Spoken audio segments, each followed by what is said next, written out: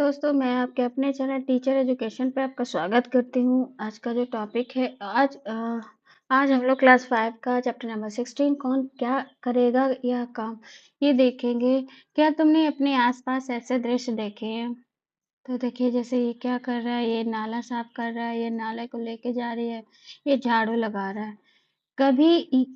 क्या कभी सोचा है कि यह काम करना लोगों को कैसा लगता होगा? ऐसी जगहों की सफाई करने में इसमें हमारी क्या ज़िम्मेदारी है? लोगों को ऐसे काम क्यों करने पड़ते हैं? गरीबी है इसलिए करते हैं, कोई अमीर लोग तो जाएगा नहीं। हमारे साथियों ने कुछ सफाई का कामगारों से बातचीत की, ये है उन बातचीत के कुछ हिस्से। आप कब से यह काम कर रहे हैं? तो ये पूछना है कि बाप-दादा इसका मतलब उत्तर करीब 20 साल से, जब से पढ़ाई खत्म हुई है। आगे क्यों नहीं पढ़ी? कुछ और काम मिल जाता। पढ़ने के लिए पैसे चाहिए। वैसे भी पढ़कर हमारे कई लोग ऐसा ही काम करते हैं। मतलब बाप-दादाओं से उनसे भी पहले हमारे समाज के ज़्यादातर लोग यह काम कर रहे हैं। डिग्री लेकर भी दूसरी नौकरी नहीं मिलती तो यही काम कर रहे हैं। ऐसा क्यों? ऐसा ही हमारे पूरे देश में यह काम करने के लिए सभी लोग हमारे ही समाज के हमेशा से ऐसा होता आ रहा है।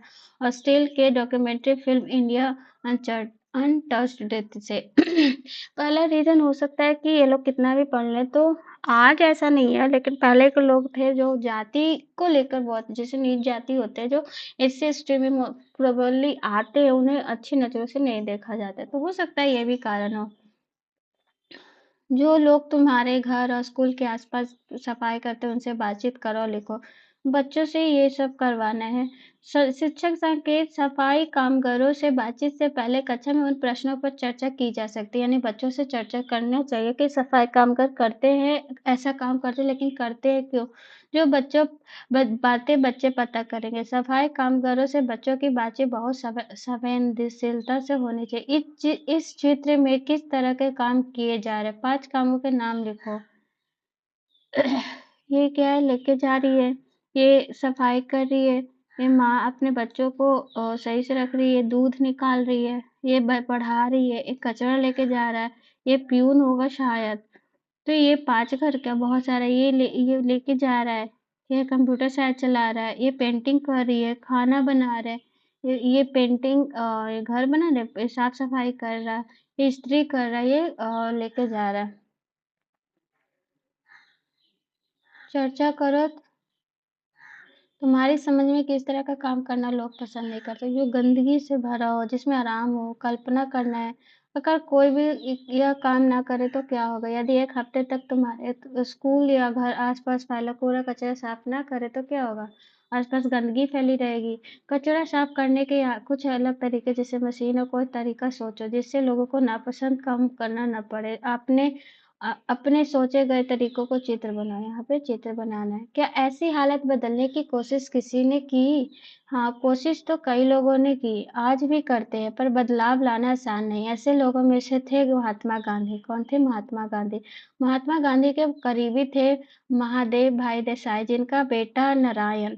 आप देखिए किनकी कहानी है। महादेव भाई के करीबी साथी थे महात्मा गांधी के करीबी साथी थे महादेव भाई देसाई, जिनका बेटा कौन था? नारायण। नारायण का बचपन गांधी आश्रम में गुजरी थी। यह किस्सा उन्हीं के किताब से लिया गया है। शिक्षक संकेत है अपने इलाकों के लोगों में से उनकी चर्चा हो सकती है जिन्होंने ऐसे बदलाव लाने की कोशिश की। छुआछूत के भेदभाव पर खबरों का इस्तेमाल करके बच्चों को इन बातों के प्रति संवेदनशील होने के लिए प्रेरित करें। पुरानी यादें। नारायण यानी बाबला जब ये 11 साल के थे, जब गुजरात के साबरमती आश्रम कहाँ है? गुजरात में। उन्हें अलग-अलग काम करने पड़ते थे। उसमें से एक था आने वाले मेहमानों को टॉयलेट की सफाई का काम सिखाना। तब के टॉयलेट के नीचे टोकरियाँ रखी होती थी, जिसमें संडास की गंदगी गिरती थी। फिर उस जगह को साफ भी करना पड़ता था। इन टोकरियों को हाथ से उठाकर ले जाना होता था।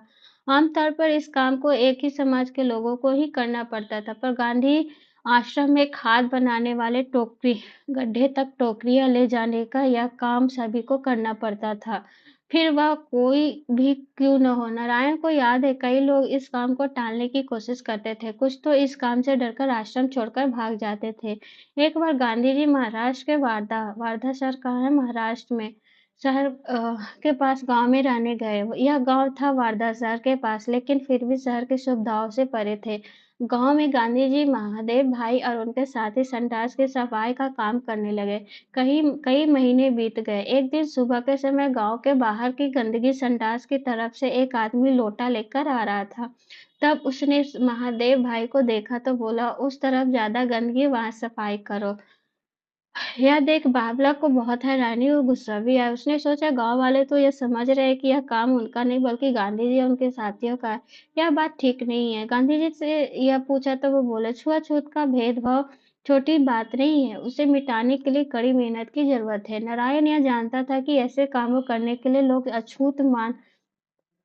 छूत माना जाता है, पर वह यह नहीं समझ पा रहा था कि उनके बदले या अगर यह शब्द यह काम करे तो हालत कैसे बदलेगा। उसने पूछा अगर गांव वाले नहीं सुधरे तो क्या फायदा? उन्हें तो आदत हो गई है कि उनका गंदा काम कोई और ही करे। गांधी जी बोले क्यों इससे सफाई करने वालों को फायदा नहीं होता? क्या उन्हें भी सीख नहीं मिलता? कोई काम सीखना एक कला सीखने जैसा है, सफाई का काम भी। छोटा नारायण फिर भी नहीं माना। फिर से वह बोल पड़ा, पर सीख तो उनको भी मिलनी चाहिए जो गंदगी करते चला गया, खुद साफ नहीं किया। गांधी जी नारायण की बहस तो चलती रही। फिर भी आगे चलकर नारायण भाई ने गांधी जी के दिखाए रास्ते पर चलना कभी नहीं छोड़ा। नारायण भाई देसाई संत चरण रथ सेविता सहजनामा की किताब से बताओ गांधी जी ने खुद और अपने साथियों के साथ सफाई का काम करना क्यों शुरू किया? तुम्हें क्या लगता है क्यों किया होगा? क्योंकि देखिए कोई भी चीज कोई भी इंसान है ना जो क्या बोलता है कि हमें ये काम नहीं करना चाहिए, लेकिन जब तक आप वैसे नहीं बनोगे। अब साधु है तो साधु बोलता है कि हमें खान पान मीट ये सब नहीं खाना चाहिए। खुद साधु खा रहा है तो कभी भी लोग सीखेगा ही नहीं। क्या तुमने किसी ऐसे लोगों को जानते हो आसपास को कठिनाइयों का सामना करने का? पता करो, ये बच्चों को पता करने की बात है। नारायण और बाबा साहब के बचपन की बातें तो अब कई साल पुरानी है। क्या आज हालात बदल गए हैं? एक ऐसा भी एक बचपन। यह बात लगभग 100 साल पुरानी। कितने साल? 100 साल। 7 साल की भीम महाराष्ट्र गोरेगांव में अपने पिता के साथ छुट्टियां मनाने गया था। उसने देखा कि एक नई नाई किसी बड़े किसान के भैंस की खाल पर उगे लंबे लंबे बाल साफ कर रहा है। भीम को अचानक अपने बड़े हुए बाल का ख्याल आया।